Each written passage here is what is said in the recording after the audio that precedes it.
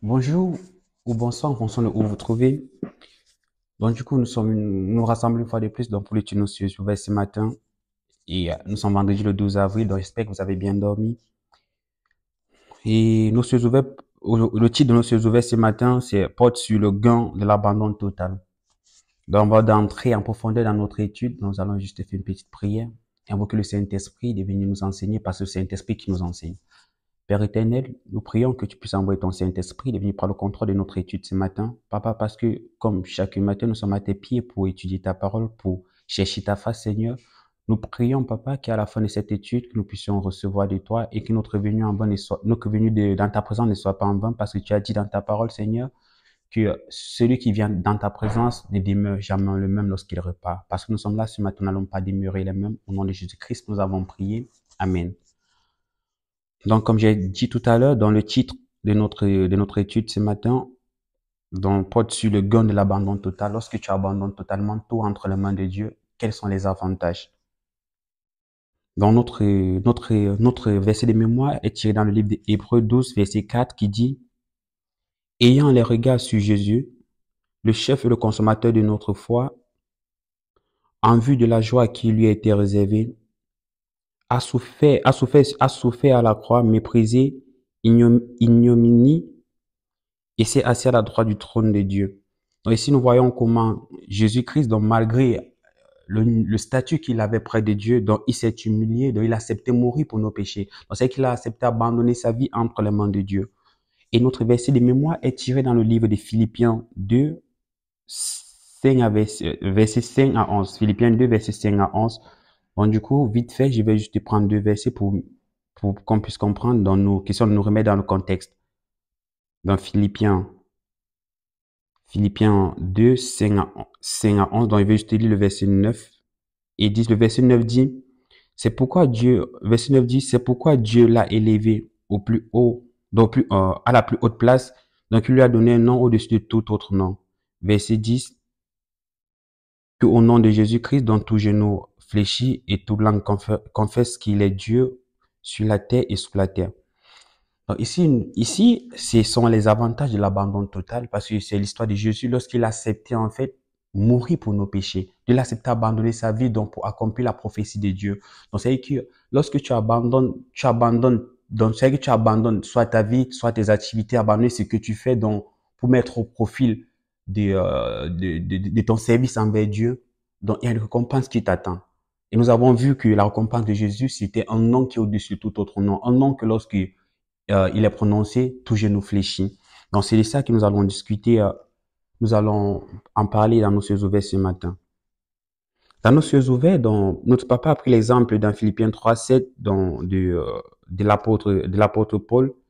Donc, il dit dans Philippiens 3, verset 7, mais ces choses qui étaient pour moi un gain, qui étaient pour moi des gains, je les regardais comme des pertes à cause de Christ.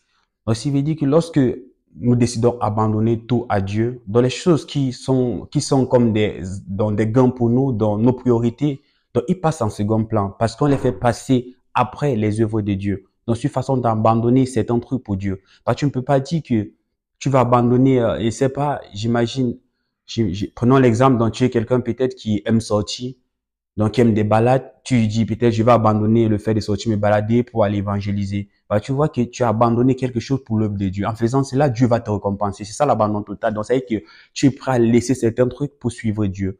Donc, tu es prêt à mettre fin à certains trucs parce que tu veux avancer dans le service avec Dieu. C'est ça l'abandon. Donc, ça veut dire que donc tu laisses Dieu te diriger. Donc, tu ne vis plus pour toi, tu vis pour Dieu. Lorsque tu es capable de prendre cette décision, donc ça veut dire que tu as atteint un niveau de spiritualité, donc que juste Dieu peut te récompenser. Parce que parfois nous disons que j'abandonne ma vie pour Dieu, mais lorsque les difficultés, les tribulations arrivent, bah du coup on reprend le contrôle de notre vie entre les mains de Dieu. Donc ici c'est pas un abandon sincère. Donc c'est que si nous décidons d'abandonner notre vie entre les mains de Dieu, donc laissons Dieu faire, même dans les moments difficiles, les moments où nous traversons des situations compliquées, soyons-en sûrs que Dieu va frayer un chemin parce que nous ne vivons plus pour nous, mais nous vivons pour lui. C'est pour ça que lorsque nous avons tout abandonné entre les mains de Dieu, on savait que Dieu a le contrôle total. Nous ne nous soucions plus de ce qui va nous arriver parce que Dieu va se soucier de ce qui va nous arriver. Donc ici, notre papa a pris un exemple donc, où un jour il était en train de prêcher, il dit qu'il y a, donc il a demandé à la congrégation, donc qui sont ceux qui veulent abandonner leur vie à Dieu. Il y a plein qui sont levés. Et du coup, il s'est rapproché d'un monsieur, il a demandé, en fait, c'est le monsieur qui se rapproche de lui pour lui dire, papa, je vais abandonner ma voiture, je vais abandonner ma voiture à Dieu. Et sur le coup, notre papa lui dit, OK, demain, on va utiliser ta voiture pour une sortie d'évangélisation. Mais le monsieur dit que non, demain, il faut que j'aille au travail. C'est d'où notre papa lui demande que, mais tu as dit que tu as abandonné ta voiture pour l'œuvre de Dieu. Mais comment tu l'as abandonné? Pourtant, tu es en train de nous dire que tu vas utiliser cette voiture demain. Donc, tu vois que tu n'as pas totalement abandonné ta voiture. Donc, c'est pour dire que parfois, nous disons avec notre bouche que j'abandonne toi entre les mains de Dieu. Mais au fond du cœur, nous n'avons pas abandonné. Et en faisant cela, tu es en train de te tromper seul. Parce que tu ne peux pas dire que tu as abandonné quelque chose entre les mains de Dieu.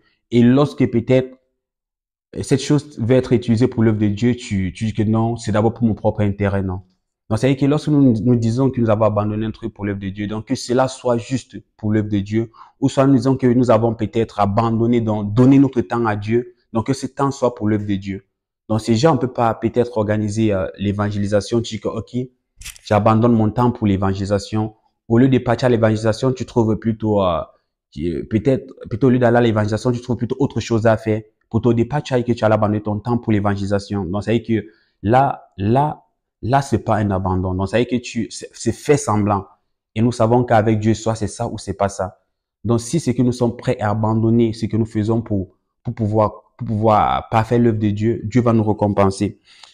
C'est pour ça que, notre papa nous dit, lorsque nous cherchons d'abord les choses de Dieu, les autres désirs de notre cœur nous seront également accordés selon sa volonté. Lorsque vous déposerez votre vie sur l'autel pour que Dieu l'honore, il vous honorera sûrement en retour. Donc c'est ça, dans la parole de Dieu dit, cherchez premièrement le royaume de Dieu et sa justice, le reste vous sera donné.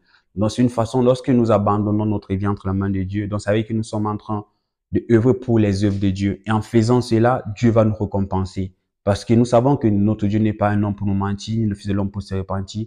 Ce qu'il dit s'accomplit. Donc s'il a dit que nous cherchons premièrement son royaume et sa justice, le reste nous sera donné. Ça veut dire que si nous abandonnons tout entre ses mains, il y a des bénédictions qui nous attendent, il y a des miracles qui nous attendent. Donc il y a même des victoires que nous allons avoir sur le combat sans savoir comment on l'a fait. Mais parce que quoi? Dieu a pris le contrôle.